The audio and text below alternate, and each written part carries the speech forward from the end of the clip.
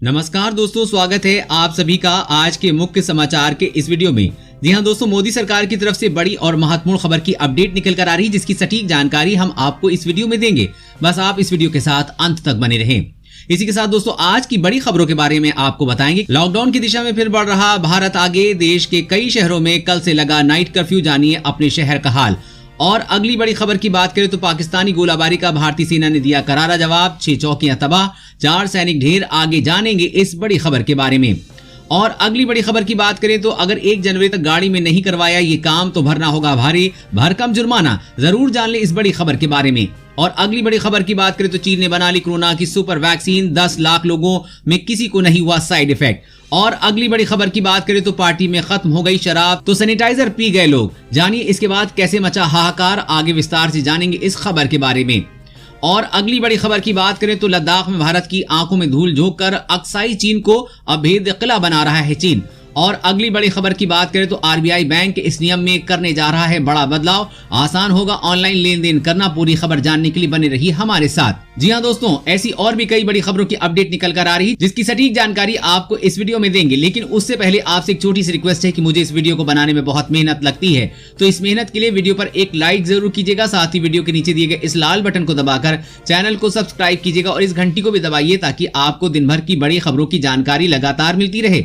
तो चलिए दोस्तों, एक एक करके सभी बड़ी खबरों के बारे में जान लेते हैं। तो दोस्तों, आज की पहली बड़ी खबर की अपडेट की बात करें तो लॉकडाउन की दिशा में फिर आगे बढ़ रहा भारत, देश के कई शहरों में कल से लगा नाइट कर्फ्यू। जी हां, भारत में कोरोना के संक्रमण ने फिर से रफ्तार पकड़ ली है। कुछ रिपोर्ट्स का भी दावा है कि ठंड के दिनों में संक्रमित मरीजों की संख्या में इजाफा हो सकता है।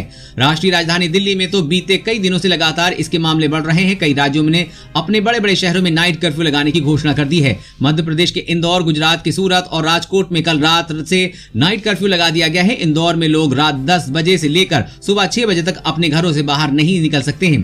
साथ ही गुजरात के दोनों शहरों में इसकी समय सीमा रात 9 बजे से लेकर सुबह 6 बजे तक रखी गई है।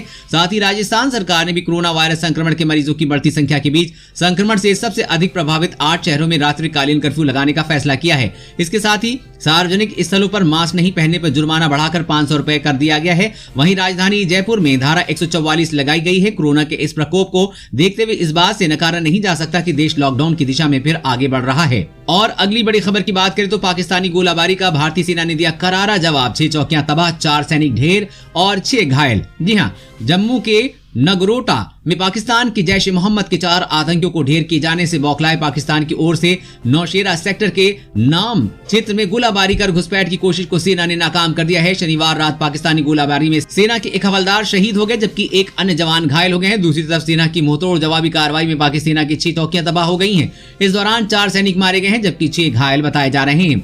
पाकिस्तानी सैनिकों ने शनिवार रात करीब 1:30 बजे सेना की चौकियों को निशाना बनाते पहले छोटे हथियारों से गोलाबारी की, कुछ देर बाद मोर्टार से गोले दागना शुरू कर दिए। इस दौरान पाकिस्तान ने आतंकियों को घुसपैठ कराकर भारतीय क्षेत्र में भेजने का प्रयास किया। सेना के सतर्क जवानों ने पाकिस्तानी सेना की गोलाबारी का मुंहतोड़ जवाब देते हुए घुसपैठ के प्रयास को विफल कर दिया। सेना की गोलाबारी के दौरान पाकिस्तानी सेना को भारी नुकसान उठाना पड़ा है। लाम क्षेत्र में सेना ने अलर्ट जारी करते हुए इलाके में रहने वाले लोगों को भी सतर्क कर दिया है। सेना के एक अधिकारी ने बताया कि नियंत्रण रेखा पर हालात तनावपूर्ण है। सेना पाकिस्तानियों को मुंहतोड़ जवाब देने के लिए तैयार है।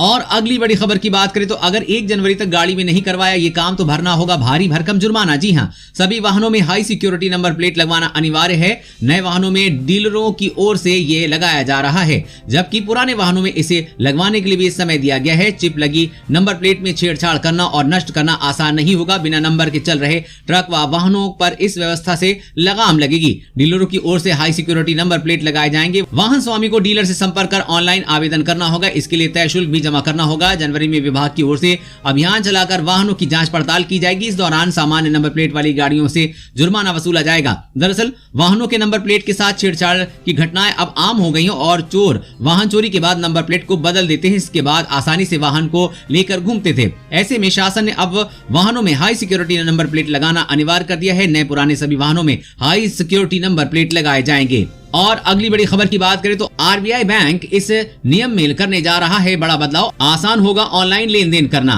जी हां, अगर आपको बैंकिंग लेन देन ज्यादा करने होते हैं तो खबर आपके लिए बहुत जरूरी है। दरअसल अगले महीने से बैंक पैसों के लेन देन के लिए आरटीजीएस नियम में बदलाव करने जा रहा है। रिजर्व बैंक ऑफ इंडिया यानी कि आरबीआई ने आरटीजीएस को 24 घंटों 7 दिन उपलब्ध कराने का ऐलान किया था। ये फैसला अगले महीने से लागू होगा। नए नियमों के तहत अब आप आरटीजीएस के जरिए 24 घंटे में कभी भी मनी ट्रांसफर कर सकेंगे। वर्तमान में आरटीजीएस सिस्टम महीने के दूसरे और चौथे शनिवार को छोड़कर हफ्ते के सभी कामकाजी दिनों में सुबह 7 बजे से शाम 6 बजे तक काम करता है, लेकिन अगले महीने से आप इस सुविधा को 24 घंटे इस्तेमाल कर सकते हैं।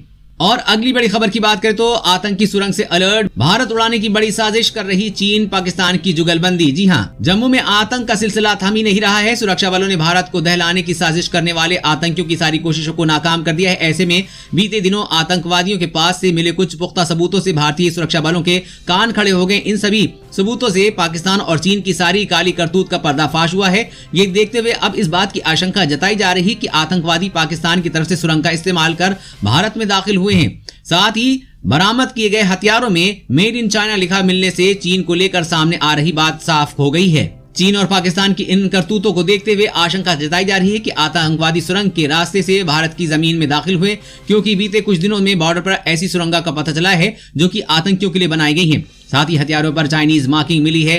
कई हथियारों पर मेड इन चाइना भी लिखा हुआ है। इसे भारत में अशांति फैलाने के मकसद से पाकिस्तान और चीन की बड़ी चालबाजी माना जा रहा है। साथ ही भारतीय सेना को भी हाई अलर्ट पर रखा गया है। और अगली बड़ी खबर की बात करें तो चीन ने बना ली कोरोना की सुपर वैक्सीन। 10 लाख लोगों में किसी को नहीं हुआ साइड इफेक्ट। जी हां, चीन ने कोरोना की एक सुपर वैक्सीन बनाने का दावा किया है। ये वैक्सीन 10 लाख लोगों को दी जा चुकी है, लेकिन किसी में कोई भी गंभीर साइड इफेक्ट नहीं दिखा है। इस टीके को लगवाने वाले 100% लोगों के कोरोना से संक्रमित नहीं होने के कारण उदाहरण दिए गए हैं।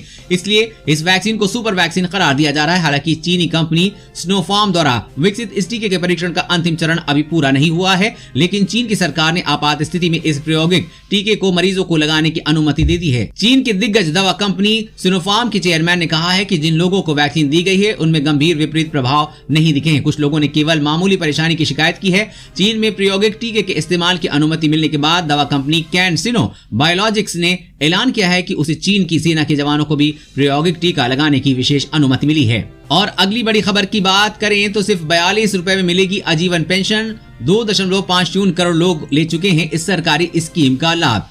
जी हां, अगर आप अपने भविष्य को अधिक मजबूत देना चाहते हैं तो सरकार की इस स्कीम में निवेश कर सकते हैं। थोड़ी सी बचत और निवेश आपको रिटायरमेंट की उम्र के बाद बड़ा सहारा देगी। केंद्र सरकार की अटल पेंशन योजना के जल्द ही 2.5 करोड़ से ज्यादा सब्सक्राइबर होने वाले हैं। इस स्कीम के तहत सरकार असंगठित क्षेत्र के लोगों के लिए प्रति माह पेंशन की व्यवस्था करती है।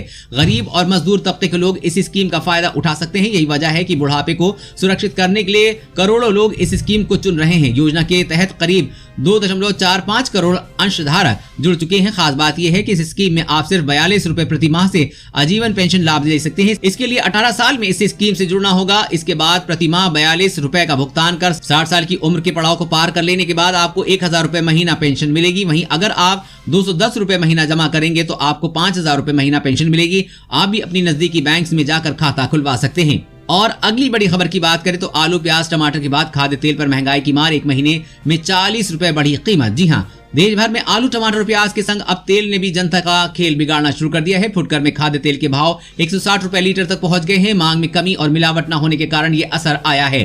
करीब 2 माह के अंतराल में कीमत 40 रुपए तक बढ़ गई है। खाद्यान्न के दामों में उतार चढ़ाव जारी है। कभी दाल तो कभी सब्जियों के भाव चढ़ते चले जा रहे हैं। इस समय आलू, प्याज, टमाटर, मटर के साथ तेल और राजमा के भाव आसमान छू रहे हैं। मटर तो थोक में 100 रुपए किलो तक पहुंच चुकी है, जबकि आलू, प्याज और टमाटर के भाव 40 रुपए से 50 रुपए तक हो गए हैं। वहीं स्थानीय आवक आने से अन्य सब्जियों में दाम में कमी आई है। खाद्य तेल जैसे पॉमोलिन तेल और सोयाबीन तेल की कीमतों में करीब 15% तक की बढ़ोतरी देखने को मिल रही है। दूसरी तरफ सरसों के तेल और सनफ्लावर के तेल की कीमतों में 30 से 35% की बढ़ोतरी देखी गई है, जिसमें आम आदमी की मुश्किलें बढ़ी हैं। लद्दाख में भारत की आंखों में धूल झोंक रहा ड्रैगन अक्साई चीन को अभेद किला बना रहा है चीन। जी हां, चीनी बातचीत की आड़ में एक बार फिर से भारत के साथ बड़े धोखे की तैयारी कर रहा है। चीन की सेना अपने कब्जे वाले अक्साई चीन के इलाके में पिछले 30 दिनों में बड़े पैमाने पर सैनिकों को तैनात किया है और बहुत तेजी के साथ सड़कों का निर्माण कर रही है। यही नहीं, चीन ने पैंगोंग झील के फिंगर 6 से और 8 को जोड़ने वाली रोड को भी चौड़ा किया है ताकि किसी युद्धक कार्रवाई की सूरत में बहुत तेजी से चीनी सेना को भारतीय मोर्चे के पास पहुंचाया जा सके। एक रिपोर्ट के मुताबिक चीनी सेना की इस कार्रवाई से स्पष्ट संकेत मिलता है कि वो अक्साई चीन में लंबे समय तक डटे रहने की तैयारी कर रहा है, साथ ही भारत के साथ बातचीत के बाद भी उस पर दबाव बनाए रखना चाहती है।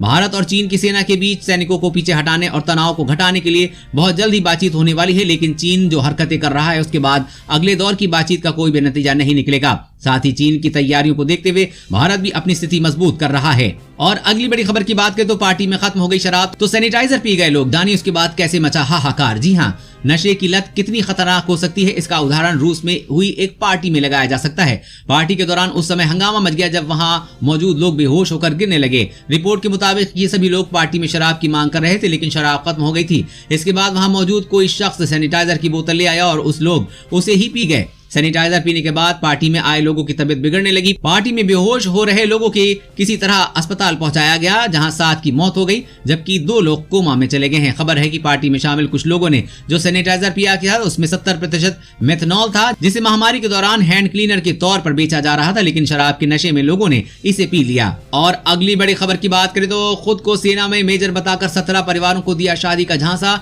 9वीं पास ने ठगे 6.5 करोड़ रुपए। जी हाँ, हैदराबाद में ठगी का एक ऐसा मामला सामने आया है जिसने सभी को हैरान करके रख दिया है। दरअसल यहाँ एक व्यक्ति ने खुद को सेना का अफसर बताकर करीब 17 लोगों के साथ ठगी की। ये ठगी उसने अपनी शादी के नाम पर झांसा देकर की है। उसने इस ठगी में 17 लोगों को 6.5 करोड़ रुपए ऐंठ लिए हैं। हालांकि बाद में पुलिस ने खुद को सेना का अफसर बताने वाले इस फर्जी व्यक्ति को गिरफ्तार कर लिया है। जानकारी के मुताबिक आरोपी का नाम श्रीनिवासन चौहान है। वो आंध्र प्रदेश के प्रकाशन जिले का निवासी है। पुलिस ने उसके संबंध में पूरी जानकारी दी है। पुलिस के अनुसार ये व्यक्ति मात्र 9वीं कक्षा तक पढ़ा है। पूछताछ में उसने पुलिस को बताया कि वो मैरिज ब्यूरो या अपने परिचितों के जरिए ऐसे परिवारों की तलाश करता है जो अपनी बेटियों की शादी करना चाहते हैं। इसके बाद वो अपने नकली आर्मी ID कार्ड और फोटो लड़की के घर वालों को दिखाता है और उन्हें अपनी ठगी के जाल में फंसा लेता है। अभी तक उसने 17 परिवारों को अपने जाल में फंसाकर 6.5 करोड़ रुपए ठगे हैं। दोस्तों, आज की खबरों में बस इतना ही। इसी तरह हर रोज काम की खबरें जानने के लिए आप हमेशा हमारे साथ जुड़े रहें। हमारे साथ जुड़ने के लिए वीडियो के नीचे दिए गए इस लाल बटन को दबाइए और साथ ही इस घंटी को भी दबाइए ताकि आपको हर खबर की सटीक जानकारी मिल सके।